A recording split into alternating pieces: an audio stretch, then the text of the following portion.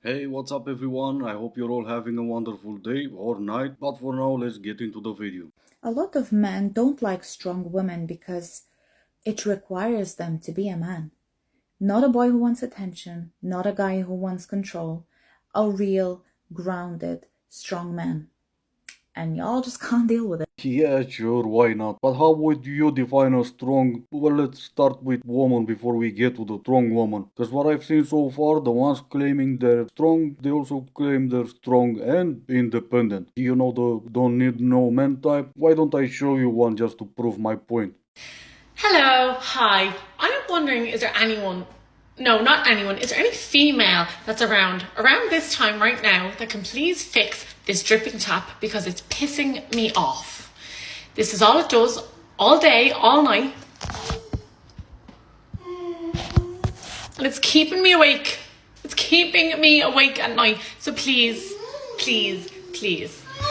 Well, there you go. She needs no man. She wants a female to come help her call a man to fix that.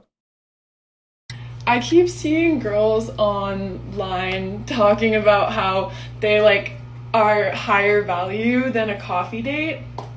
And I think that that's kind of crazy because if you value your time, if you're dating online, like you would not put yourself in the situation where you're spending 3 hours with a complete stranger that you don't even know if you're attracted to yet.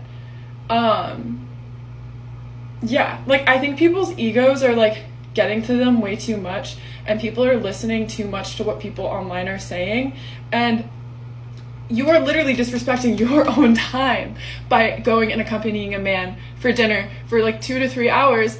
Again, if you don't even know what he's like, and if he is going and buying you an expensive dinner and he doesn't even know what you're like, that shows his worth is very low, because you could just be a catfish. And I don't mean like a complete catfish, but I mean you might not be representative of what your profile pictures look like, and you probably have more to offer than that. And so if a guy is just willing to treat you to dinner because of what you look like online, that shows a lot about his character too.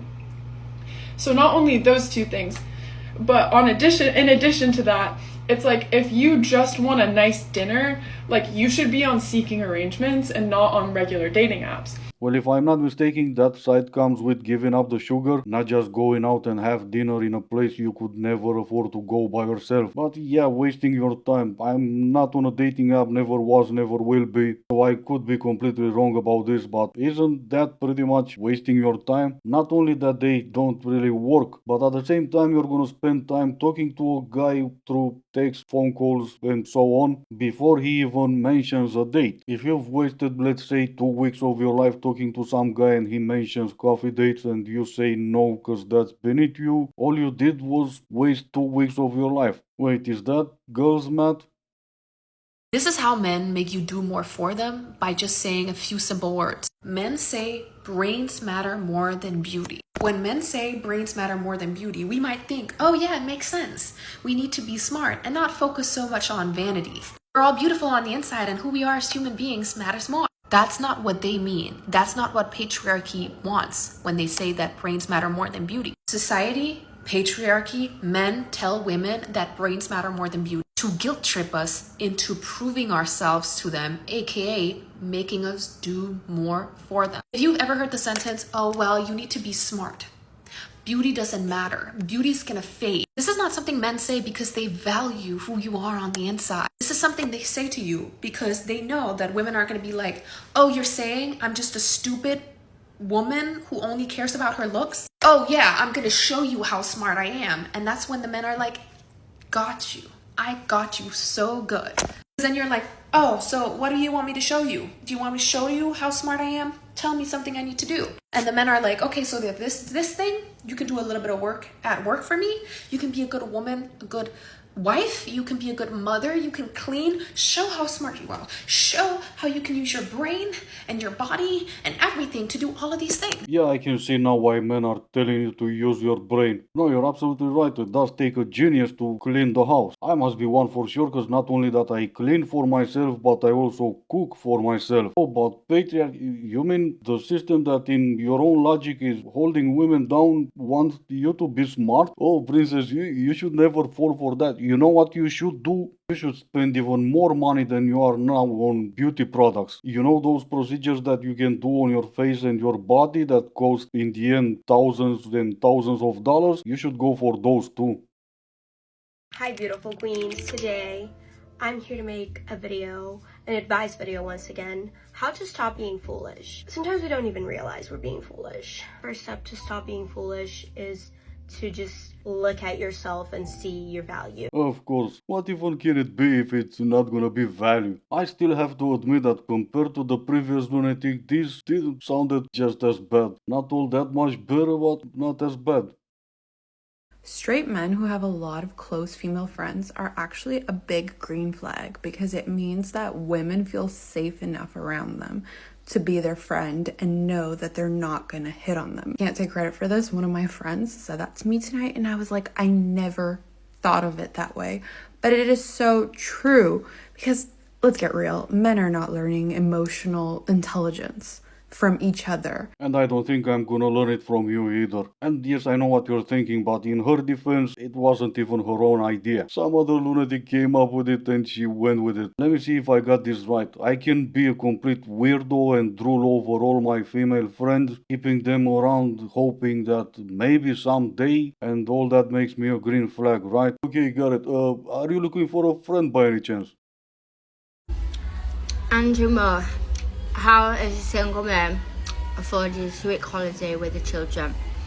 And he also said, if they Yeah, I'm not even gonna bother with this one. Queens, is it? Yeah, I still don't see it yet, but hey, maybe one day, right?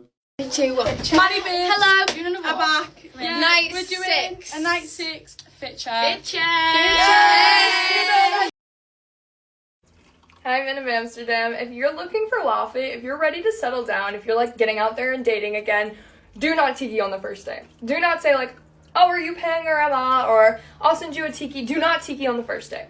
Because that will give a girl like an immediate ick. Okay, we like to know that chivalry isn't dead. We like to be taken care of. We like the Prince Charming action. We like to know that you're going to provide. Does that mean you have to pay for every single day afterwards? No. Y'all can talk about it. You can split it. You can do whatever you want.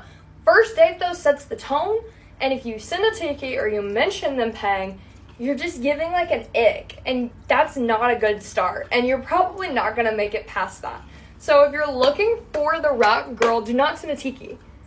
Like, don't do it. You're not gonna get a second date if you send a tiki. You're just not.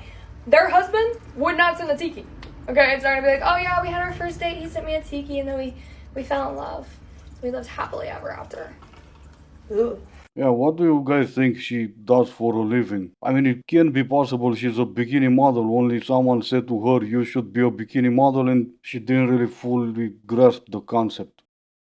Whenever my man does something stupid, I send him a payment request. Welcome back, girls. I haven't been here for a while because it's summertime.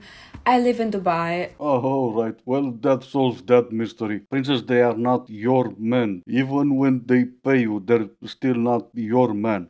5 easy ways to spot an escort woman. Disclaimer, no judgment, just observation. An Instagram handle. For some reason, it has to feature one of the world's capital cities, like London or Paris, and one of these numbers, 0, 1, or 7, like James Bond or casino references, I don't know. Photos from the most expensive hotel lobbies and private jets. No job, no explanation, no friends, no partners, just them and the luxury asset. Coming back to the social media, the bio caption is something like a wisdom quote, or once again, emphasizing that they're true globetrotters. I'm usually out of Dubai for like, this year I'm out starting from basically April till September. I'm out of the country.